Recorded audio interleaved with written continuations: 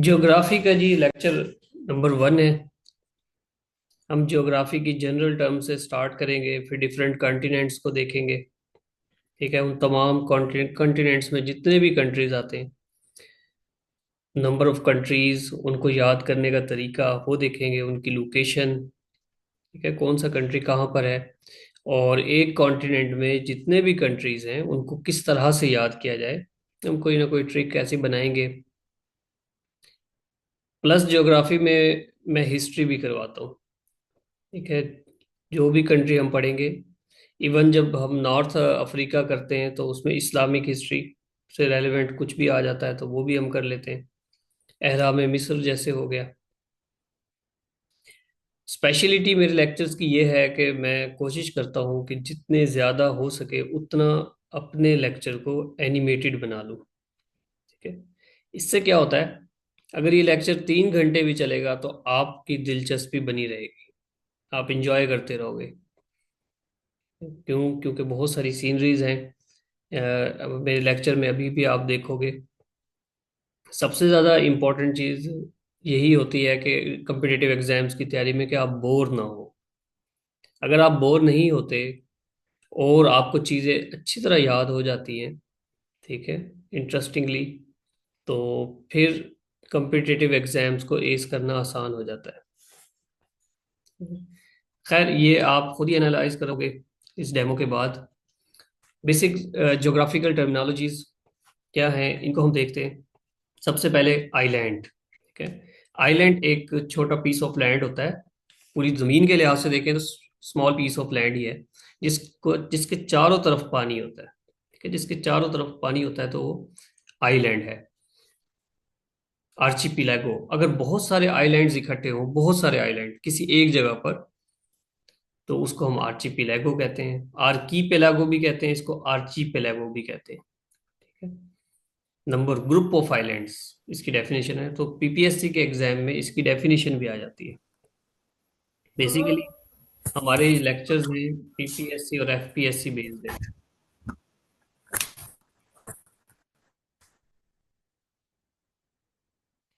Next terminology हमारी, बल्कि उससे पहले एग्जांपल देखें, द माले आर्चिपेलागो, ये लार्जेस्ट आर्चिपेलागो है।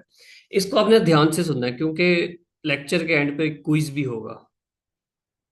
आप अपनी सेल्फ असेसमेंट भी करोगे, तो मैं भी देखूंगा कि कितने स्टूडेंट्स को लेक्चर के दौरान ही चीज़ें याद रहेंगी। ठीक है, माले आर्चिपेलागो ये लार्जेस्ट आर्चिपेलागो है। देखें, ये बिल्कुल यहाँ पर साउथ एशिया में एग्जिस्ट करता है। इंडोनेशिया वगैरह का काफ़ी ज़्यादा पार्ट होता है यहाँ पर। 25,000 आइलैंड्स हैं यहाँ साउथ ईस्ट एशिया में। ठीक है, thousand of island of Indonesia and Malaysia. ये तमाम चीज़ें हम तब भी पढ़ेंगे जब हम एशिया कॉन्टिनेंट करेंगे, तब इन कंट्रीज को हम डिटेल से जब करेंगे, इंडोनेशिया मलाइशिया को, इनके मैप्स भी देखेंगे। ठीक है, तब भी हम ये सब तमाम टर्मिनोलॉजीज अगेन डिस्कस करेंगे।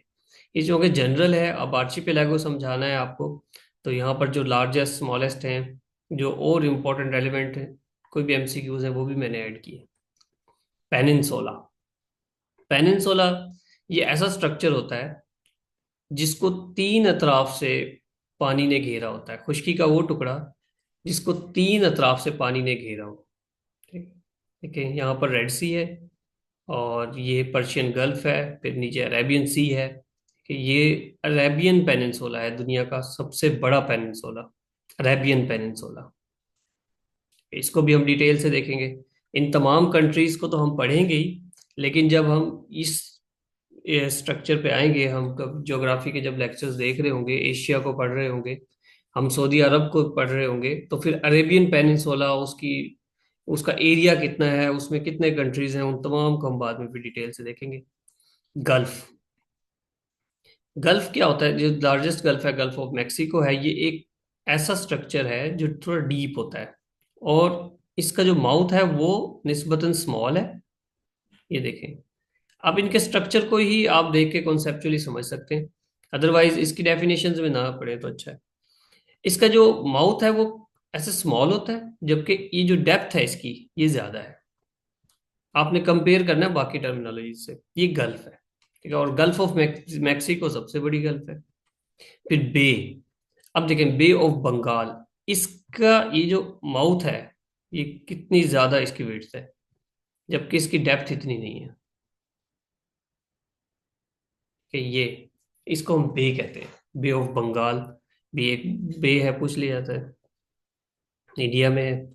फिर बाइट, अब बाइट का देखें, बाइट का माउथ बहुत बड़ा है और इसकी डेप्थ बिल्कुल कम है। भी हल्का सा कर्व है, हल्का सा कर्व है इनसाइड, तो ये बाइट है।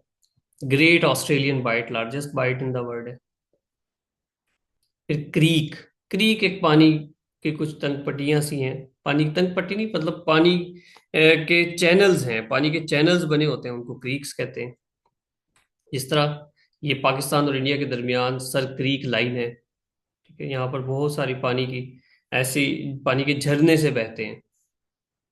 सिंध और इधर गुजरात में भी ये पाई जाती है।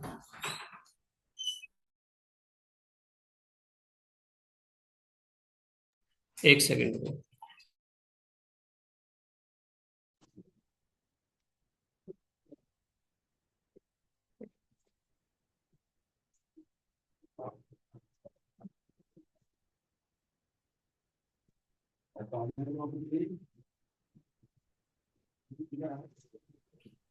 किसने, कोई कोई क्वेश्चन है?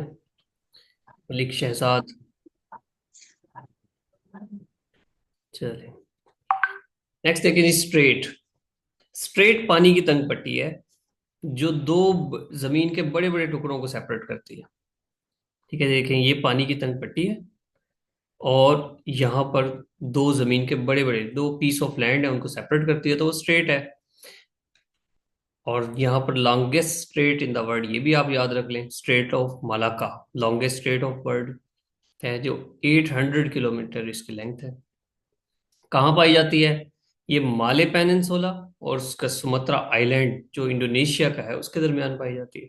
इसको भी हम डिटेल से दोबारा देखेंगे, इसकी इसकी पॉलिटिकल वैल्यू भी देख लेंगे जब हम इसको पढ़ेंगे, स्ट्रेट ऑफ मलाका को।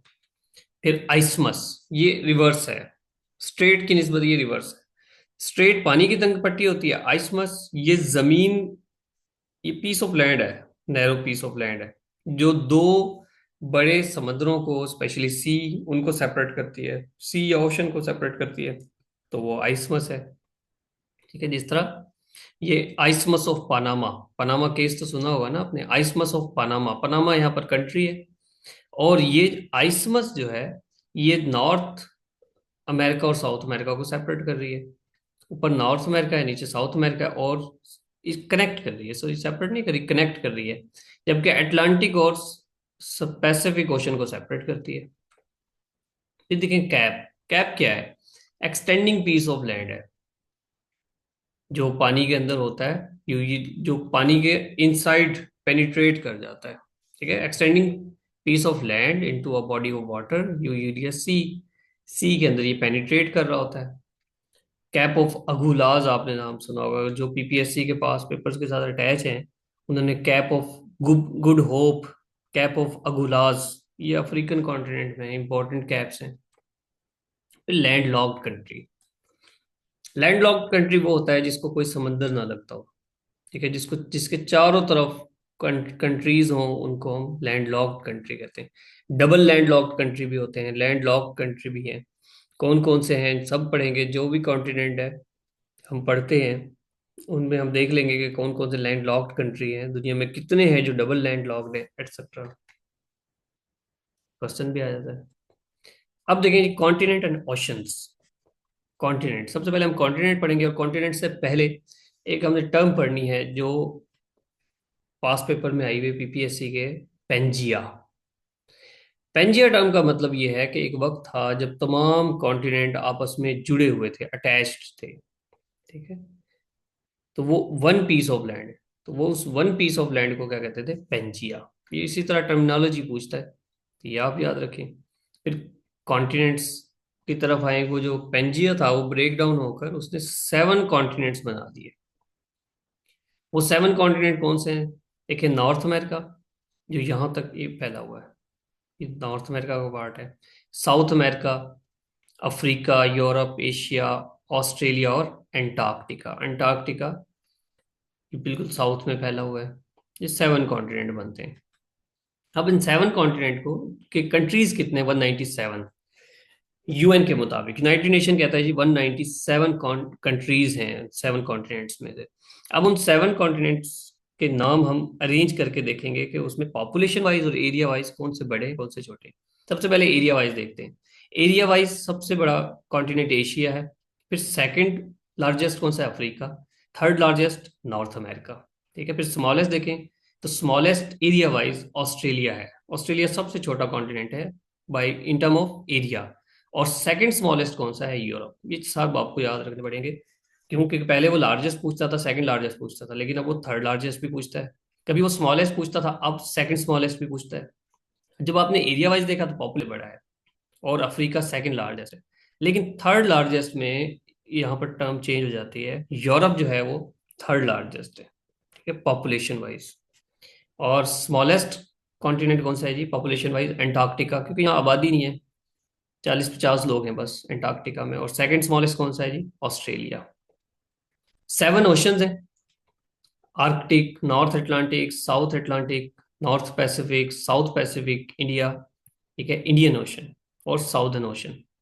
इनको अभी हम देख, साउथ अटलांटिक देखें, अटलांटिक एक ओशन था, ठीक है, इस ये कर दिया। इसी तरह पैसिफिक को भी नॉर्थ और साउथ में डिवाइड किया गया।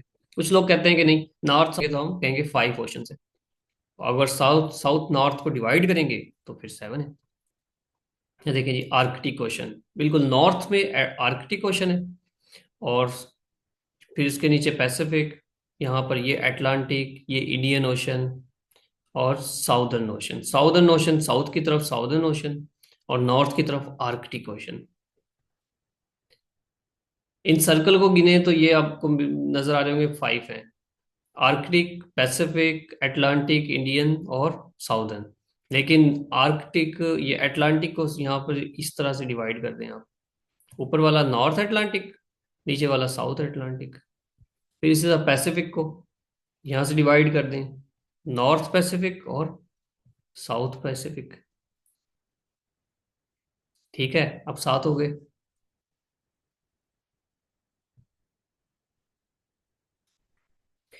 अब आते हैं, सबसे बड़ा समंदर कौन सा है जी, लार्जेस्ट, सेकंड लार्जेस्ट और थर्ड लार्जेस्ट। पैसिफिक सबसे बड़ा है और डीप भी सबसे ज्यादा है, ठीक है। अटलांटिक ये सेकंड लार्जेस्ट है और इंडियन ओशन थर्ड लार्जेस्ट है। इन तीनों को आपने इसी तरह याद रखना है। डीपेस्ट, पहले लार्जेस्ट पूछा करता था, तो आप पूछ रहे डीपेस्ट कौन सा है, तो पैसिफिक है, क्योंकि इधर मारियाना ट्रेंच है। अब देखते हैं स्मॉलेस्ट, आर्कटिक ओशन स्मॉलेस्ट है, और जो साउदर्न है वो बचेगा वही, ठीक है। इन चारों को निकाल दें तो साउदर्न बचेगा। साउदर्न ओशन को कुछ लोग रिकॉग्नाइज करते हैं, कुछ कंट्रीज करते हैं, कुछ नहीं भी करते। तो बहरहाल आपने स्मॉलेस्ट देख लेना, सेकंड स्मॉलेस्ट कभी नहीं पूछता। ओशन और सी में डिफरेंस क्या है, देखिए ओशंस वही 7 है, और उन 7 ओशंस के डिफरेंट पार्ट्स में डिवाइड कर दिया छोटे समंदरों को। जिस तरह इंडियन ओशन, अरेबियन सी जो हमें लगता है, जो इंडिया पाकिस्तान को समंदर लगता है अरेबियन सी, वो इंडियन ओशन का पार्ट है, ठीक है। ओमान सी, रेड सी, ये तमाम ये छोटे समंदर है, और ये इस ओशन का पार्ट है, ठीक है। एक ओशन में बहुत सारे सी होते हैं। क्लियर है जी, मेरी आवाज बात कोई समझ आ भी रही है कि सारे सो रहे हैं, पिक कर रहे हो। हाँ जी सलमान,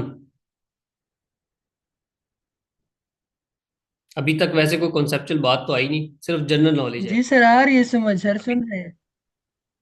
ओके ओके, अभी कोई जी सर, समझने वाली ऐसे ही बात, है। कोई अभी कोई खास समझने वाली बात है हुई नहीं वैसे,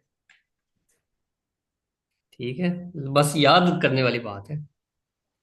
जी सर, ये नॉलेज वाली चीजें हैं, बस वो याद करनी पड़ेगी।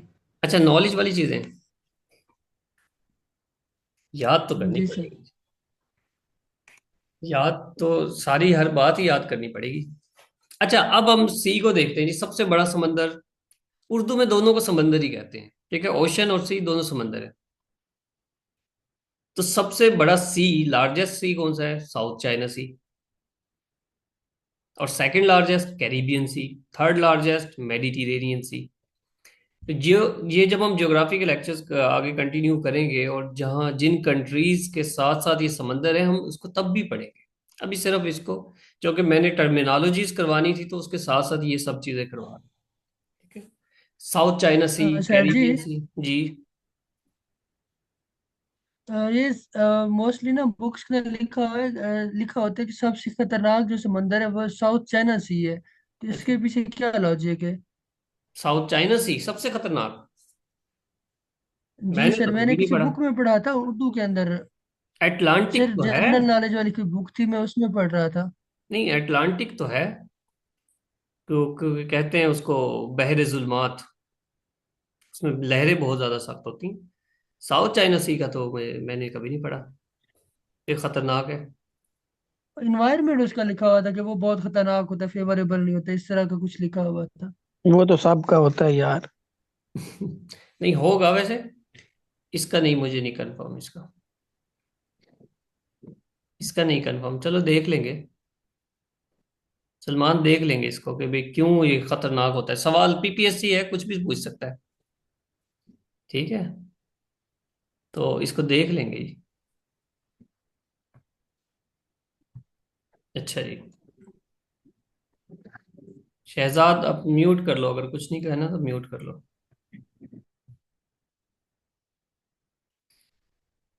अच्छा जी, साउथ चाइना सी और फिर कैरिबियन सी, मेडिटेरेनियन सी, इस तरह से डिवीजन है। ठीक है। और ये भी याद रख लें कि साउथ चाइना सी कहाँ है? पैसिफिक ओशन में। कैरिबियन और मेडिटेरेनियन ये अटलांटिक ओशन के पार्ट है। मेडिटेरेनियन सी ये अफ्रीका और यूरोप के दरमियान है। ये भी सवाल आ जाता है कि कौन सा कंट्री, कौन सा सी है जो अफ्रीका और यूरोप कॉन्टिनेंट को सेपरेट करता है। ये अभी आगे देखोगे आप पिक्चर। इसका फार्मूला है SCM। ठीक है, SCM। साउथ चाइना सी, कैरिबियन सी, मेडिटेरेनियन सी। साउथ चाइना सी ये चाइना के आसपास है, जाहिर है, ये देख लें। ये जितना भी रेड एरिया है सारा साउथ चाइना सी है। फिर कैरिबियन सी, नॉर्थ अमेरिका और साउथ अमेरिका के दरमियान कैरिबियन सी है।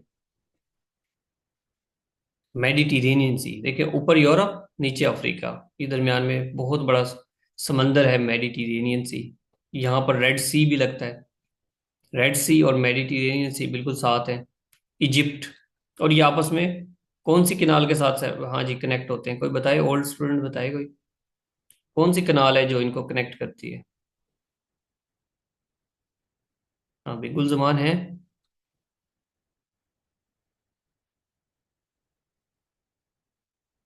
Swiss canal.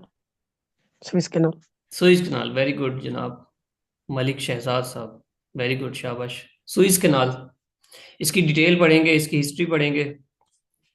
ठीक है, कब इसकी एक्सकवेशन हुई, कंप्लीट इसको देखेंगे। और फिर smallest sea in the world, Marmara sea. ठीक है। क्योंकि बहुत ज़्यादा स्मॉल है तो इसलिए मर मर के ही बचा हुआ है। और इसकी लोकेशन देखें, यहाँ पर एजियन सी और ब्लैक सी, इन दो समंदरों के दरमियान है ये सी ऑफ मारमारा। लेकिन इसको जमीन भी नहीं लगती, ये इनक्लोज्ड है, इनलैंड है ये। ठीक है, इनलैंड समंदर है ये। रेड सी। रेड सी सेपरेट्स अफ्रीका और एशिया। अफ्रीका और एशिया के दरमियान रेड सी है। अफ्रीका और एशिया देखिए, यहाँ से सऊदी अरब और ये सूडान, इजिप्ट, इनके दरमियान रेड सी है। ठीक है, हजरत मूसा अलैहिस्सलाम ने जो समंदर क्रॉस किया था, ये इस तरह से ये ऊपर चला गया, इधर आ जाए, ये इधर, यहाँ पर सिनाई पेनिनसुला में। ठीक है, खुश्क इलाका। तो यहाँ से हम थोड़ी बहुत हिस्ट्री भी देखेंगे, वैसे इस्लामियात का पार्ट है। अब हम देखते हैं, एक कॉन्टिनेंट भी पढ़ेंगे साथ में, छोटा सा अंटार्कटिका। इसके थोड़े बहुत एमसीक्यूज हैं, चंद एक एमसीक्यूज आते हैं। फिर आपका क्विज होगा। और क्विज के बाद फिर अगर आपको कोई क्वेश्चन हो तो वो देख लेंगे। अंटार्कटिका। ठीक है, 7 कॉन्टिनेंट में से ये एक कॉन्टिनेंट है अंटार्कटिका, जो कि ज़मीन के साउथ में फैला हुआ है। ठीक है, ज़मीन के साउथ में। और यहाँ पे मोस्टली बर्फ़ है। और क्या है जी, इसके बारे में चंद एक एमसीक्यू देख लेते हैं, बल्कि उससे पहले आप ये छोटा सा क्लिप देखें आपका इंटरेस्ट क्रिएट करने के लिए। एक सेकंड। अच्छा, ये वीडियो नहीं चल रही।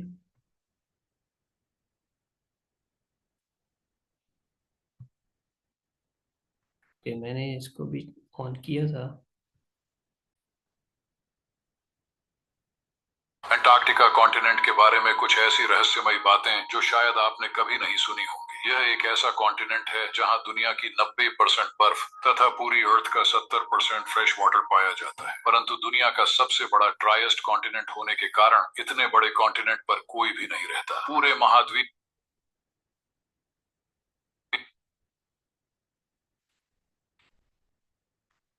हम्म, क्या हो गया? एक मिनट, सॉरी भाई।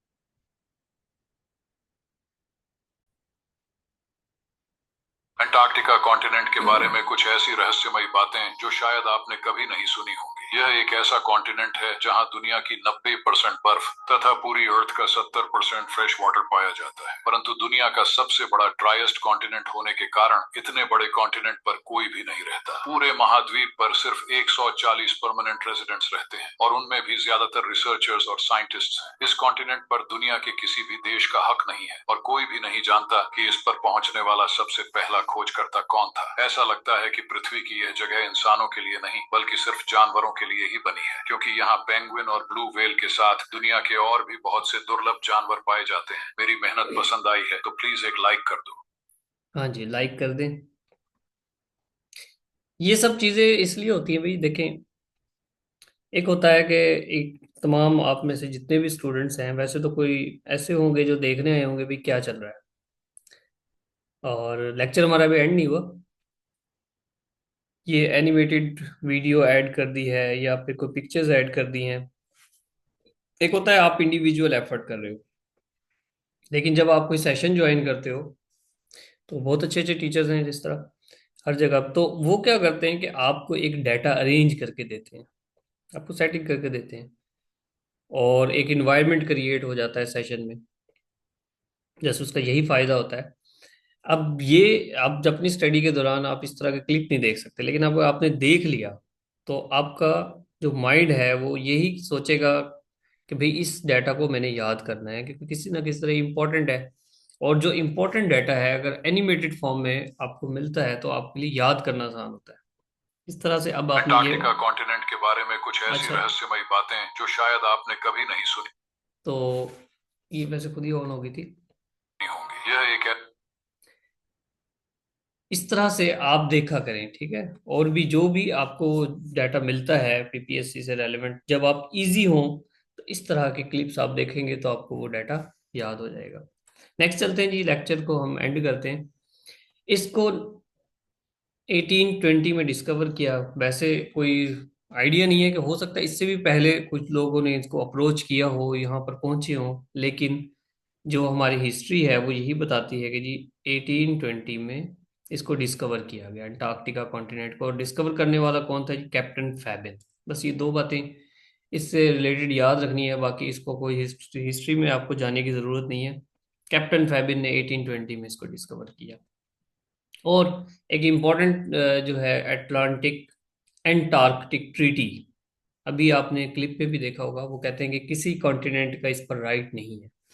1959 में एंटार्क्टिक ट्रीटी साइन होता है। 1961 में इसको इन्फोर्स किया जाता है। इसका मतलब ये था कि भाई एंटार्क्टिका किसी की जाती मलकियत नहीं होगा। हाँ, अगर कोई जाना चाहता है साइंटिफिक पर्पस के लिए और इस पर रुके, इस तरह चांद है, वो चांद किसी की कोई सरजमीन नहीं है एज सच अभी तक, वहाँ लोग जा रहे हैं, ठीक है। कोई इसका अपना हक नहीं जमा सकता।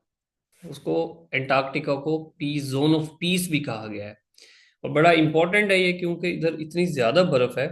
अगर यहाँ पर आबादी ज़्यादा हो जाती है और मशीनरी ज़्यादा पहुँच जाती है, ग्लोबल वार्मिंग का वो जो इफेक्ट है हमारे कॉन्टिनेंट्स में, अगर वहां पर भी ज्यादा होने लग गया तो बर्फ पिघलने लग जाएगी। बर्फ पिघल गई तो सतह समंदर जो है वो तेजी से बढ़ेगी, जो कि अभी बढ़ रही है। और यकीनन एंटार्क्टिका की जो बर्फ है वो, उसमें बहुत ज्यादा, वो भी जो कि डिजोल्व हुई है। तो इस तरह की कम्प्लेक्सिटीज हैं। बहरहाल जब 1820 में वहाँ ये डिस्कवर हुआ उस वक्त तो कोई भी लोग नहीं थे, और अभी भी सिर्फ चंद एक लोग हैं, ज़्यादा नहीं है। इतने लो टेम्परेचर इसको बर्दाश्त करना नामुमकिन है, ठीक है। लेकिन जो लोग वहाँ रह रहे हैं जिस तरह भी, बहरहाल। तो ये एंटार्क्टिक की जो ट्रीटी थी इसको भी आपने याद रखना है। It's ice shelves and glaciers hold about 70% of earth fresh water. 70% कहते हैं, कोई 60% भी कहते हैं। तो बहरहाल 60-70 ये रेशियो आपने याद रखनी है। पीपीएससी के पास पेपर में एक क्वेश्चन है जी, आइसबर्ग डब्ड A76। एक आइसबर्ग है जिसका नाम है A76। ये कौन से समंदर में है? वेडल सी। तो ये जो वेडल सी है ये भी अंटार्कटिका के पास है, अंटार्कटिका का पार्ट है, ठीक है। और वहां पर बस इसके लिए बस इतनी बात याद रखें, जो कि पास पेपर में आप ये ऐसे खुश्क तरीके से पढ़ते हो, आइसबर्ग डब्ड A76, तो वेडल सी। यहाँ थोड़ा सा मैप बन गया है, ये आइसबर्ग है ये पूरा, ठीक है। A76, तो ये पूरा समंदर है वेडल सी, उसके साथ ये आइसबर्ग है। आइसबर्ग क्या होता है कि जिस जो बर्फानी तोदा जो कि पानी में भी होता है और पानी के ऊपर भी होता है, कुछ परसेंटेज 20-25% पानी के ऊपर होता है, बाकी नीचे होता है, उसको आइसबर्ग कहते हैं। और इसके बारे में दो तीन बातें क्या है जी, ये दुनिया का विंडिएस्ट एंड कोल्डेस्ट कॉन्टिनेंट है। सबसे ज्यादा तेज हवाएं यहाँ चलती हैं। कोल्डेस्ट तो आपको पता ही है फिर, कितना ज्यादा बर्फ है यहाँ पर। हाईएस्ट पॉपुलेशन ऑफ पेंगुइन्स, ये पिछले दिनों पास पेपर में आया था। पेंगुइन्स की सबसे ज्यादा तादाद कहाँ पाई जाती है? एंटार्क्टिका में। और 60 या 70% फ्रेश वाटर भी यहाँ पर है। World's windiest and coldest continent Antarctica. Highest population of penguins यहाँ पर पाई जाती हैं जी। हाँ भी। चलें, आप अभी क्लास लीव करें, क्लास एंड होने वाली है और सेम लिंक से आपने ज्वाइन करना है अभी। फिर हम क्विज लेंगे और थोड़ी बहुत गपशप करेंगे।